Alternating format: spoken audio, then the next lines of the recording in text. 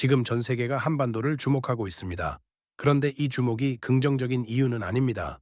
국제위기그룹이라는 벨기에 브뤼셀에 본부를 둔 세계 최고 권위의 분쟁 전문 기관이 지난 1월 1일 충격적인 발표를 했습니다. 2025년 주목해야 할 세계 10대 분쟁 지역 중 9번째로 한반도를 지목한 겁니다. 이게 얼마나 심각한 일인지 여러분이 느끼고 계신가요? 시리아, 수단, 우크라이나 같은 전쟁터와 함께 우리 한반도가 거론되고 있다는 뜻입니다. 이건 단순한 경고가 아닙니다. 전 세계 전문가들이 한반도에서 예측 불가능한 위기가 터질 가능성을 공식적으로 인정했다는 의미입니다. 오늘 꿀탱크 TV가 이 위기의 진짜 실체를 파헤쳐 보겠습니다. 자, 이 모든 위험의 시작점을 찾아보겠습니다. 국제위기그룹이 한반도를 위험지역으로 지목한 가장 큰 이유는 바로 북한과 러시아의 급속한 밀착입니다. 이건 단순한 외교적 협력 차원을 완전히 넘어섰습니다. 지난해 6월 19일 김정은과 푸틴이 체결한 포괄적 전략 동반자 관계 조약을 기억하시나요? 이 조약에는 과거 조소동맹 조약의 핵심이었던 자동 군사 개입 조항이 포함되어 있습니다. 한쪽이 공격받으면 다른 쪽이 자동으로 참전한다는 뜻입니다. 이게 얼마나 위험한 조항인지 러시아는 이 조약을 근거로 북한에게 우크라이나 전쟁 참전을 요구했고 북한은 실제로 1만 2천여 명의 병력을 파병했습니다. 그런데 여기서 정말 소름 돋는 사실은 북한이 단순히 병력만 보낸 게 아니라는 점입니다.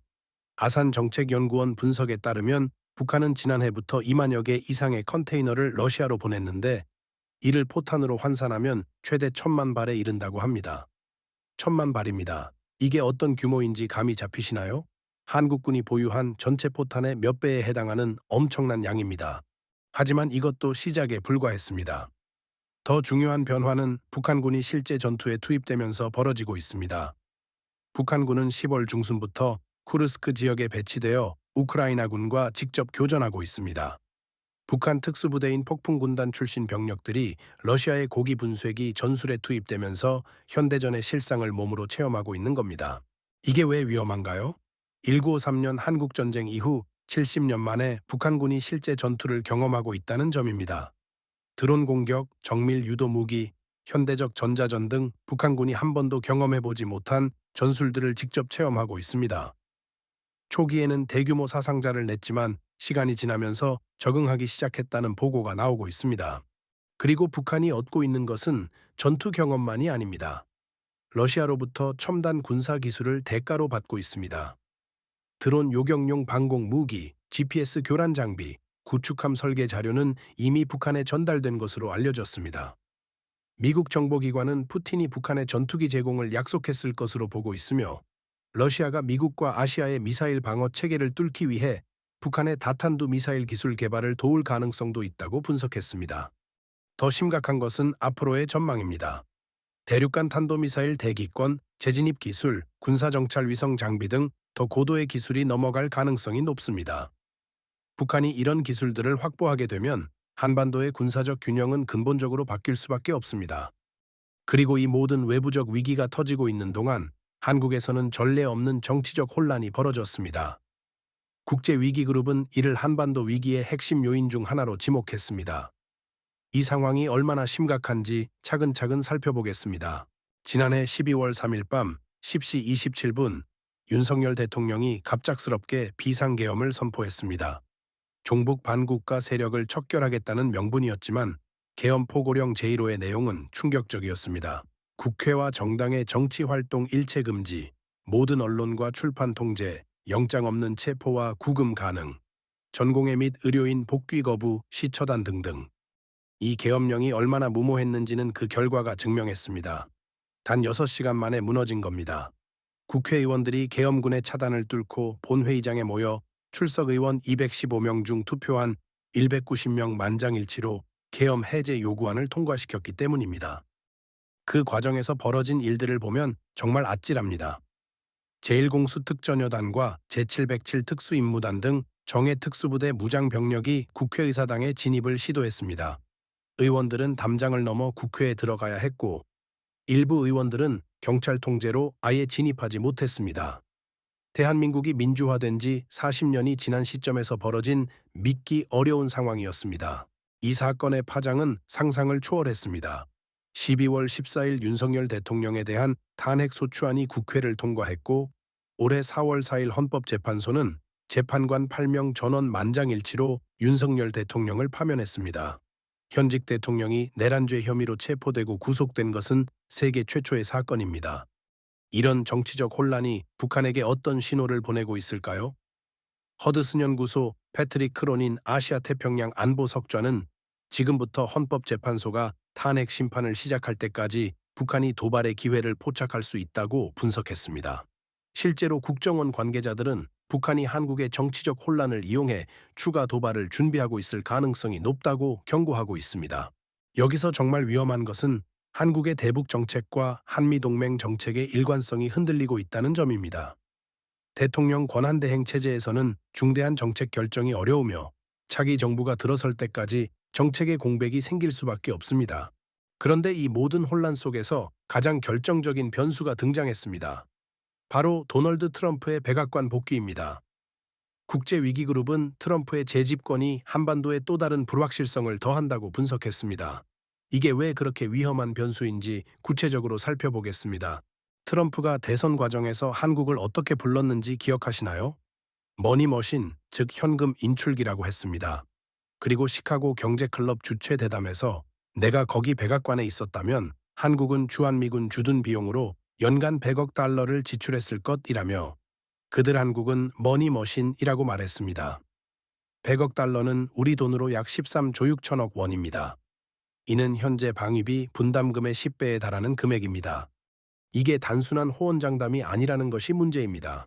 실제로 올해 7월 9일 트럼프 대통령은 백악관 내각회의에서 한국은 자국의 방위비를 스스로 부담해야 한다. 며 우리는 한국을 재건했고 거기에 미군이 머물렀지만 그들은 그 군대를 위해 너무 적게 지불하고 있다고 압박했습니다. 더 구체적으로 트럼프는 한국은 돈을 많이 벌고 있고 매우 좋다. 하지만 그들은 자신들의 군대를 위해 돈을 내야 한다고 했습니다. 이는 한국의 국방비 지출 확대를 요구한 것으로 풀이됩니다. 미국은 북대서양조약기구 나토 회원국들에 강요했던 새 국방 지출 기준인 국내 총생산 대비 5% 지출을 인도태평양 동맹국들에도 요구하겠다는 태도를 보여왔습니다. 국회입법조사처는 이런 상황을 분석하면서 트럼프 이재명이 거래적 동맹관을 바탕으로 정책을 펼칠 가능성이 큰 만큼 이미 발효된 제12차 한미방위비 분담협정의 재협상은 기정사실화되고 있는 상황이라고 평가했습니다. 실제로 아산정책연구원 차두현 수석연구위원은 트럼프가 임기 초반부터 연간 방위비 분담금 100억 달러 이야기를 꺼내며 재협상 필요성을 띄울 것으로 본다며 방위비 분담과 맞물려 이듬해 주한미군 예산 자체를 줄이는 방식으로 우리 정부를 압박하면서 어느 쪽으로든 움직일 것이라고 전망했습니다. 여기서 정말 심각한 것은 트럼프가 주한미군 자체의 역할을 바꾸려 한다는 점입니다. 월스트리트 저널은 트럼프 정부가 주한미군 4,500명을 괌을 포함한 인도태평양의 다른 지역으로 이동하는 방안을 검토하고 있다고 보도했습니다. 이는 주한미군의 역할을 한반도 방어에서 인도태평양 전략으로 확장하겠다는 의미입니다. 제이미어 브런슨 주한미군 사령관도 지난 5월 하와이에서 열린 심포지엄에서 한국에서 태세는 순환 배치와 합동 훈련을 통해 즉각 대응이 가능한 연합 전투 전력을 의미한다며 제가 하루 동안 왕이 된다면 저는 한반도에 미 기동 부대를 다시 배치할 것이라고 말했습니다. 이는 주한미군을 고정 배치에서 순환 배치로 바꾸겠다는 구상을 시사합니다. 자, 이제 이 세 가지 위기가 어떻게 서로 연결되면서 더 큰 위험을 만들어내고 있는지 보십시오. 이건 단순한 우연의 일치가 아닙니다. 하나의 거대한 도미노 효과가 시작되고 있는 겁니다. 먼저 북한과 러시아의 밀착이 미국의 압박을 강화시키고 있습니다. 북한이 러시아로부터 첨단 기술을 받을수록 미국은 한국에 더 많은 안보 비용 부담을 요구하게 됩니다. 트럼프가 방위비 분담금 10배를 요구하는 배경에는 북한 위협의 증가도 한몫하고 있습니다. 동시에 한국의 정치적 혼란은 이런 외부 압박에 대한 대응 능력을 약화시키고 있습니다. 대통령 권한대행 체제에서는 트럼프의 강압적 요구에 효과적으로 대응하기 어렵습니다.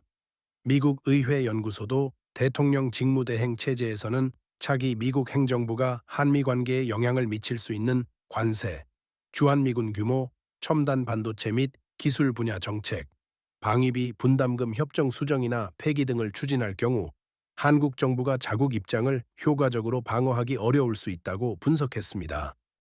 그리고 이 모든 상황을 북한이 예리하게 관찰하고 있습니다. 한미 관계가 흔들릴수록 한국의 정치 상황이 혼란스러울수록 북한에게는 더 큰 기회가 됩니다. 국제위기그룹은 미국이 한국에 대한 방위 공약을 명확히 하지 않을 경우 김정은이 더욱 대담해질 위험이 있다고 경고했습니다. 지금까지 나열한 사건들을 하나로 엮어보면 놀라운 하나의 그림이 완성됩니다. 김정은이 지난해 1월 남한과의 평화적 통일 정책을 공식 폐기하고 한국을 적대 국가로 규정한 것은 단순한 선언이 아니었습니다. 이는 북한이 생존 전략에서 공세 전략으로 근본적인 전환을 단행했다는 신호였습니다. 이 전환의 핵심을 이해하려면 북한의 계산법을 들여다봐야 합니다. 북한은 오랫동안 중국 하나에만 의존해왔습니다. 하지만 중국은 북한을 완전히 신뢰하지 않았고 때로는 북한을 압박하기도 했습니다. 특히 북한의 핵 개발에 대해서는 중국도 불편해했습니다.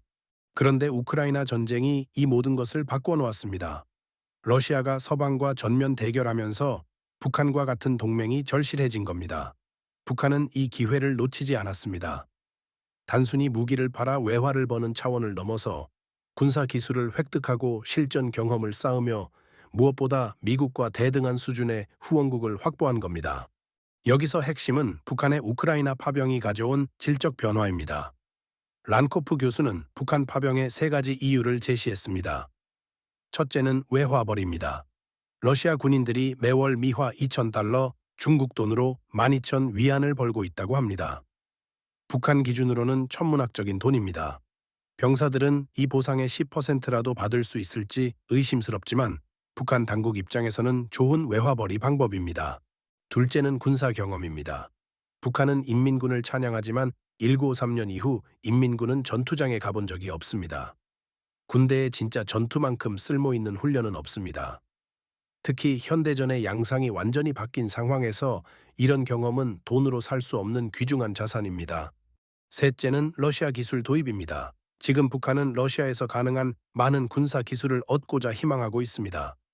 러시아도 국가 이익을 위해 외국에 유출할 수 없는 기술이 많지만 파병까지 한 북한은 이런 군사 기술을 얻을 수 있다는 희망에 가까워졌습니다.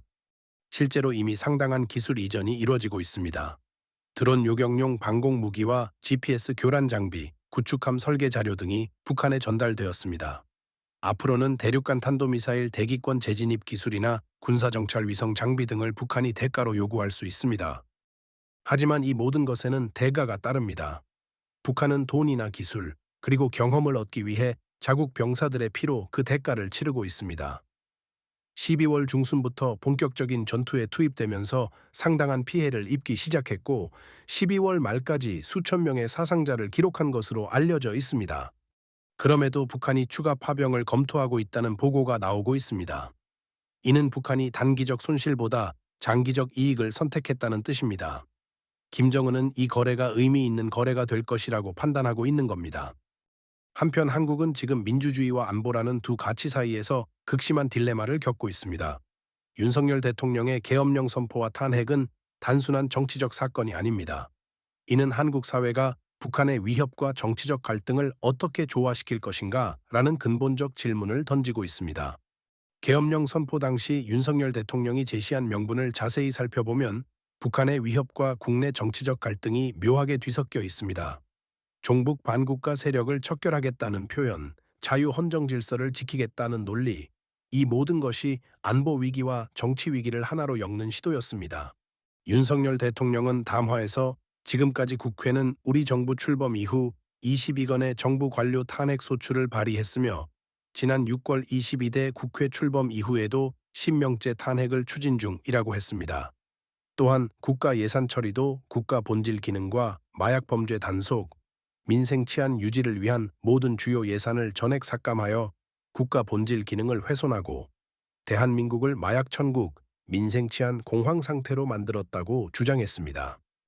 하지만 헌법재판소는 이러한 논리를 단호히 거부했습니다. 헌재는 피청구인 윤석열이 주장하는 위기 상황은 헌법과 계엄법이 요구하는 요건에 해당하지 않는다며 계엄 선포는 위헌이며 내란 행위에 해당한다고 판결했습니다. 헌재는 특히 야당이 다수 의석을 차지하고 있는 국회가 다수의 고위공직자를 탄핵하거나 그 탄핵을 시도함으로써 사법 업무 및 행정 업무를 마비시켰다는 주장에 대해 이는 정상적인 국정감사와 견제 기능의 행사라고 판단했습니다. 이 과정에서 드러난 한국 사회의 분열은 북한에게 절호의 기회를 제공하고 있습니다. 북한은 한국의 정치적 혼란을 보면서 남조선 괴뢰들의 내부 모순이 극대화되고 있다고 평가하고 있을 겁니다. 실제로 조선중앙통신은 한국의 계엄 사태를 연일 보도하면서 파쇼 독재의 최후 발악이라고 규정했습니다. 더 심각한 것은 이런 정치적 혼란이 한국의 대외 정책 수행 능력을 약화시키고 있다는 점입니다. 대통령 권한대행 체제에서는 중대한 정책 결정이 어렵고 외교적 협상에서도 제약이 따를 수밖에 없습니다. 트럼프 정부에 대한 정책을 이해하려면 트럼프 독트린의 본질을 파악해야 합니다. 트럼프는 동맹을 도덕적 의무가 아닌 경제적 거래로 봅니다. 미국 우선주의라는 구호 아래 모든 관계를 손익계산으로 판단하는 겁니다. 이런 관점에서 보면 한국은 매우 매력적인 거래 상대입니다. 경제적으로는 세계 10위권의 경제 대국이면서 지정학적으로는 중국과 러시아를 견제할 수 있는 핵심 거점입니다. 트럼프가 한국을 머니머신이라고 부르는 것은 모욕이 아니라 나름의 인정 표현일 수도 있습니다. 트럼프는 이미 일기 행정부 때도 한국을 상대로 천문학적 방위비 인상을 요구했습니다. 2019년 분담금 협상 당시 기존의 6배 규모인 연간 50억 달러 약 7조 원을 제시했고 이로 인해 협상이 장기간 교착됐습니다. 결국 바이든 정부 출범 이후인 2021년 13.9% 인상에 합의했지만 협상 막판 미국은 트럼프 정부가 산정한 수치를 들이밀며 무려 49% 인상을 요구한 것으로 나타났습니다. 트럼프는 대통령에서 물러난 이후인 2021년 11월에도 언론 인터뷰에서 집권 일기 중 후회되는 일로 한국으로부터 방위비 분담금 50억 달러를 받아내지 못한 것이라고 말하며 뒤끝을 남겼습니다. 문제는 이러한 거래적 관계가 한반도의 안보 불안정성을 높인다는 점입니다.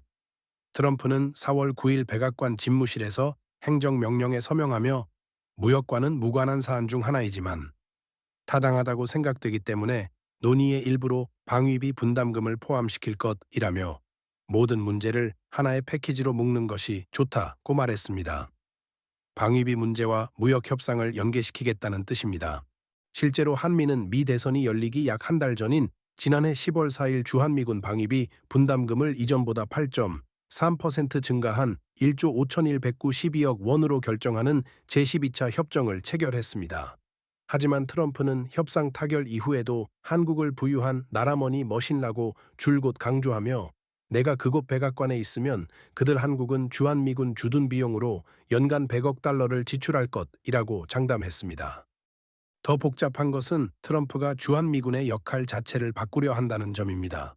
주한미군이 병력도 축소하고 북한만을 방어하는 것이 아니라 기동군으로서의 역할을 하면서 한국을 기지처럼 활용하는 것이라면 한국이 방위비 분담금을 대폭 인상해야 한다는 트럼프 대통령의 주장은 설득력을 얻기 힘들어집니다. 지금까지 북한, 한국, 미국의 삼각관계를 살펴봤는데 여기서 빠진 중요한 변수가 있습니다. 바로 중국입니다. 북러 밀착에 대한 중국의 복잡한 심경을 이해해야 한반도 위기의 전체 그림이 완성됩니다. 중국은 북한이 러시아와 지나치게 가까워지는 것을 달가워하지 않습니다. 북한에 대한 중국의 영향력이 약화될 수 있기 때문입니다. 오랫동안 중국은 북한의 유일한 후원국 역할을 해왔고 이를 통해 한반도에서 상당한 영향력을 행사해왔습니다. 하지만 동시에 중국은 러시아와의 전략적 동반자 관계 때문에 북러 협력을 노골적으로 반대할 수도 없습니다. 중국과 러시아는 미국이라는 공통의 경쟁 상대를 두고 있고 우크라이나 전쟁 이후 이런 연대는 더욱 강화되었습니다. 이런 딜레마 속에서 중국은 한반도 문제에 대해 전략적 모호성을 유지하고 있습니다. 북한의 핵 개발은 반대하지만 미국의 한반도 영향력 확대는 더욱 우려하는 상황입니다. 트럼프 정부가 대중 강경 정책을 펴면 펼수록 중국은 북한을 완충지대로 더욱 필요로 하게 됩니다. 중국의 이런 입장은 북한에게 더 큰 행동의 자유를 제공하고 있습니다. 북한은 중국의 견제를 받지 않으면서 러시아와의 협력을 확대할 수 있게 되었습니다. 이는 한반도 균형에 또 다른 변수로 작용하고 있습니다. 이 모든 복잡한 상황 속에서 한국 내에서는 자체 핵무장론이 고개를 들고 있습니다. 이는 한국 안보 정책사에서 매우 중요한 변곡점을 의미합니다. 부산대 로버트 켈리 교수와 경희대 김민영 교수는 포린 어페어스의 공동 기고문을 통해 한국이 핵무기로 가야 하는 이유라는 제목으로 한국의 핵무장이 북한 위협을 억제하는 최선의 방법이라고 주장했습니다. 이들은 한국이 핵무장에 나서도 예상만큼 큰 여파가 없을 것이며 핵 확산 금지 조약 체제 붕괴도 촉발하지 않을 것이라고 주장했습니다. 또한 한국의 핵무장이 북한 위협을 억제하는 최선의 방법이며 미국의 이익 실현에도 도움이 될 것이라고 논증했습니다. 이런 주장이 나오는 배경에는 미국의 확장 억제에 대한 신뢰 약화가 있습니다. 트럼프가 방위비 분담금을 무리하게 요구하고 주한미군의 역할을 바꾸려 하는 상황에서 미국의 해구산이 과연 믿을 만한가에 대한 의문이 커지고 있는 겁니다. 국제위기그룹도 이런 분위기를 감지하고 있습니다. ICG는 트럼프가 한국에 더 큰 비용을 낼 것을 요구할 수 있고, 이는 특히 한국의 일반인들 사이에서 자체 핵무기를 가져야 한다는 요구를 증가시킬 것이라고 분석했습니다. 하지만 한국의 핵무장은 동북아시아 전체의 안보 질서를 근본적으로 바꿀 수 있는 게임 체인저입니다. 만약 한국이 핵무장을 결정한다면 일본도 비슷한 선택을 고려할 가능성이 높고, 이는 동북아시아를 핵무기로 무장한 국가들의 각축장으로 만들 수 있습니다. 이 모든 변수들을 종합하면 한반도의 미래는 크게 세 가지 시나리오로 전개될 수 있습니다. 첫 번째는 위기 관리 시나리오입니다. 한미가 방위비 분담금 문제를 적절한 수준에서 타결하고 북한의 러시아 파병이 제한적 수준에서 머물며 한국의 정치적 안정이 회복되는 경우입니다. 이 경우 한반도는 긴장 속에서도 현상 유지가 가능합니다. 하지만 이 시나리오가 실현될 가능성은 그리 높지 않습니다. 트럼프의 성격과 북한의 전략적 계산을 고려하면 현상 유지는 쉽지 않아 보입니다. 두 번째는 위기 확산 시나리오입니다. 트럼프가 방위비 분담금을 무리하게 요구하면서 한미 동맹에 균열이 생기고 북한이 이를 기회로 삼아 대규모 도발에 나서는 경우입니다. 이 경우 한반도는 실질적인 분쟁 지역으로 전락할 위험이 있습니다. 국제위기그룹이 한반도를 10대 분쟁 지역으로 지목한 것은 바로 이런 가능성을 염두에 둔 것으로 보입니다. 세 번째는 게임 체인저 시나리오입니다. 한국이 자체 핵무장을 결정하거나 북한이 러시아로부터 획득한 기술로 전술핵을 실전 배치하는 경우입니다. 이 경우 동북아시아 전체의 안보 질서가 근본적으로 재편될 수 있습니다. 이는 가장 극단적인 시나리오이지만 현재의 위기가 지속된다면 결코 불가능한 일은 아닙니다. 오늘 우리가 살펴본 한반도 위기는 단순한 안보 위협을 넘어 우리 사회의 근본적 선택을 요구하고 있습니다. 북한과 러시아의 혈맹, 한국의 정치적 혼란, 트럼프의 거래적 동맹관, 이 모든 것이 한데 얽혀 전례 없는 복합 위기를 만들어내고 있습니다. 국제위기그룹이 한반도를 10대 분쟁 지역으로 지목한 것은 단순한 경고가 아닙니다. 이는 우리가 지금 역사의 중대한 갈림길에 서 있다는 뜻입니다. 안정과 혼란, 평화와 갈등, 협력과 대립 사이에서 우리의 선택이 한반도의 미래를 결정할 것입니다. 지금부터 앞으로 몇 개월이 매우 중요합니다. 트럼프 정부와의 협상, 북한의 추가 도발 가능성, 한국의 정치적 안정 회복, 이 모든 것이 복합적으로 작용하면서 한반도의 운명이 결정될 겁니다. 세상은 복잡하지만 진실은 명확합니다. 지금이야말로 우리가 냉철한 판단과 현명한 선택을 해야 할 때입니다. 위기는 기회이기도 합니다. 이 위기를 슬기롭게 극복한다면 한반도는 더욱 안정되고 번영하는 미래를 맞이할 수 있을 것입니다. 꿀탱크TV는 언제나 여러분과 함께 이 위기의 본질을 꿰뚫어 보겠습니다. 감사합니다.